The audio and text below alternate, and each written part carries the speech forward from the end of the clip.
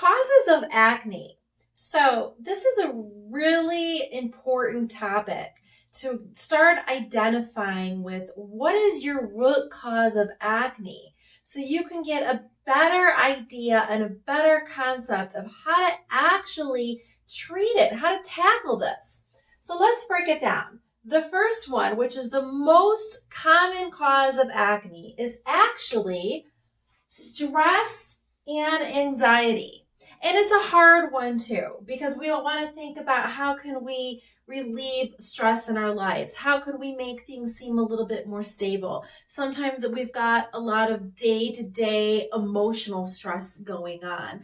And I know it's really hard to wrap your head around, and it's just not an overnight fix. But it is something. It's a seed to slowly start planting in your mind and just thinking about the connection between stress, between anxiety, and with acne. So we want to really just know that there is a definite connection, which is the leading cause again in adult acne. The second one is misuse of products. Now, we see this all the time. So what does it look like? Excessive exfoliation. We kind of have this tendency when you have acne to get in, exfoliate, use scrubs, use harsh products, be aggressive, dry it out, okay? That actually can make the problem worse, because once you start drying out that skin too much, what happens?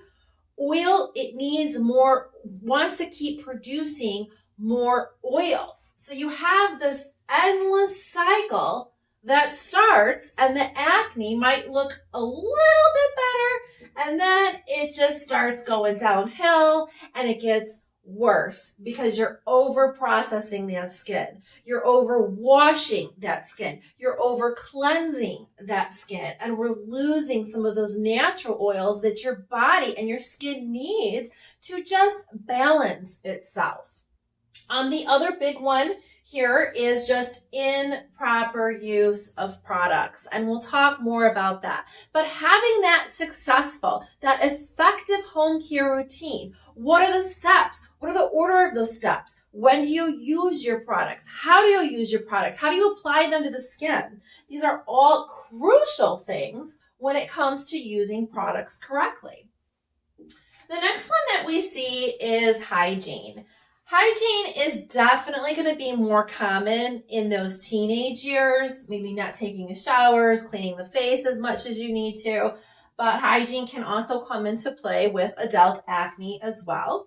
We want to think about things like pillowcases. We'll talk more about that too when we talk about acne in the environment section. But just know, pillowcases, they hold bacteria. If we're not changing out those pillowcases, and we're laying your head back down on that fabric at night, you're just putting that bacteria right back to the surface of the skin.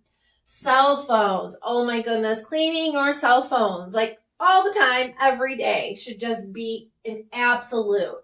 Makeup brushes, not cleaning your makeup brushes. So really starting to get into the habit of anything and everything that touches the surface of your skin, including your fingers, needs to be clean, because it's just going to keep that endless cycle going. So hygiene is very important. The next one that we want to think about is environment. Your lifestyle. What kind of work do you do? Do you work outside? Do you have a job? Maybe you're male and you're in construction and you sweat a lot.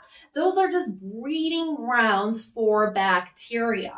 So you need to have a really good home care routine and maybe some extra steps, a little spray on toner or something throughout the day to kind of keep some of that at bay. So taking a look at what you do for a living. Are you getting enough sleep? That might be like, okay, well, Julie, what does sleep have to do with my acne? I'll tell you why. Because when you sleep is when your skin repairs itself. That's when all the magic happens, is at nighttime. So sleep is so important for the balance of your skin. Extreme climates. Do you live in a very hot, humid climate? Your routine might need to be a little bit different as well. You really need to keep that skin clean and free from bacteria. Are you in the sun a lot? Do you have a lot of UVA, UVB exposure? What kind of SPF are you using? Those are important things to think about, right? Smoking and alcohol. Well, okay, Julie, what does smoking and alcohol have to do with acne? Very simple. It robs the skin of oxygen, and your skin absolutely needs oxygen. It's not, and I hate to, get too deep in this one because I understand habits are very hard to break, but I think it's again a seed to keep in mind that it unfortunately can play a part. The next one is nutrition. We'll do a deeper dive into nutrition too. But what kind of dietary choices are you making on a day-to-day basis? Are you getting enough EFAs, essential fatty acids? Your body needs that. The cells in your skin need those EFAs.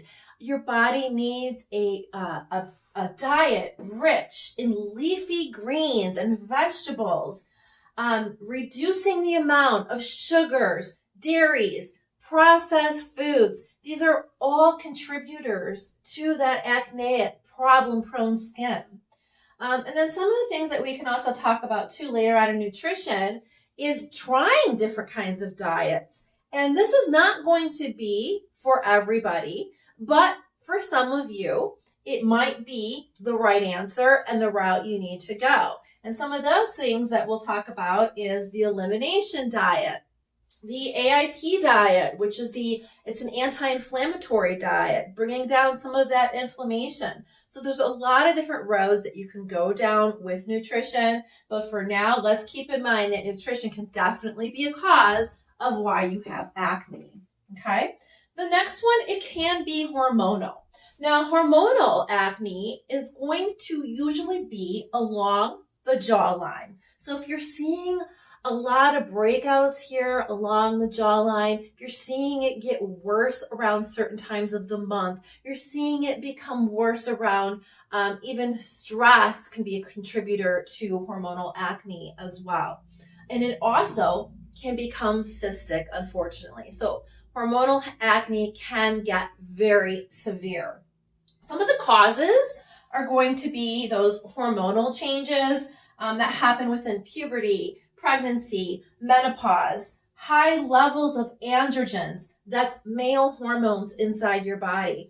And you might have to go the route of either going to a dermatologist or an endocrinologist to have some of these hormones adjusted, because you might need to go down the road of having some type of medication that's involved within your treatment plan as well. That's okay. We'll go through those options too, so you have a better understanding of that. And the last one is fungal. Fungal, we say fungal acne, but it's not, when it's fungal, it's not actually an acne, but it presents itself as acne. Now, this is a really important piece because you want to rule out if you have fungal acne. Because if you do have fungal acne, the best news in the world, it's an easy treatment for clear skin, and your treatment is going to look so different than any of the other treatments that we would use for these other leading causes. So with fungal acne, it's actually a yeast buildup in the skin. All of our skin has certain levels of yeast, but this is when that yeast buildup, it just gets too high, too out of control, and it starts presenting itself like acne. It typically gets seen on the shoulders, the chest, the back, the hairline, and the forehead. And it's going to come in like groups and clusters, and it's red bumps, and it's not, you won't see whiteheads on them where you can squeeze them and extract them. They're going to look deeper down into the skin. So clogged pores, no head, and then keep in mind, it can get to a point where it can become a combination of fungal and bacterial acne. So in that case, you want to do the treatment for fungal acne first, and then come in with that effective home care routine to treat that bacterial portion of that acne. So what is the treatment for fungal acne? Super, super simple. You're going to want to look at properties, anti-yeast properties, and antifungal properties that are going to be in antifungal shampoos. So, Selsun Blue, Nizoral are two great options. What you want to do is put that on the skin that is presenting with fungal acne for about 5 minutes, 2 to 3 times a week. And you'll do it for 2 to 3 weeks until the skin is clear. So again, 5 minutes on the skin, just rub it right on the skin, 2 to 3 times a week, wash it off, and you'll do it until the skin is clear for 2 to 3 weeks. If there's no changes and it's not getting clear, then most likely it's not fungal acne. So you'll really want to have a good idea. We'll show you some pictures just to kind of get an idea so you know exactly what that fungal acne looks like so you can start that treatment. And again, if you've got the fungal acne, you get some of this cleared up, then you can go back in with that effective home care routine to treat that bacterial side if you've got both going on. So I hope this is a great explanation of looking at some of these different causes. And I want you to really start thinking about, Julie, I do fall under this category, misuse of products. And you know what? I also fall under, I'm guilty, my hygiene. I'm not cleaning my phone, my phone case. I'm not changing out my pillowcases, or I'm not cleaning my makeup brushes. There's things that, you're recognizing here that you can start to do differently. And we'll dive into more of these areas for more great tips, tricks, and just more education towards clear skin.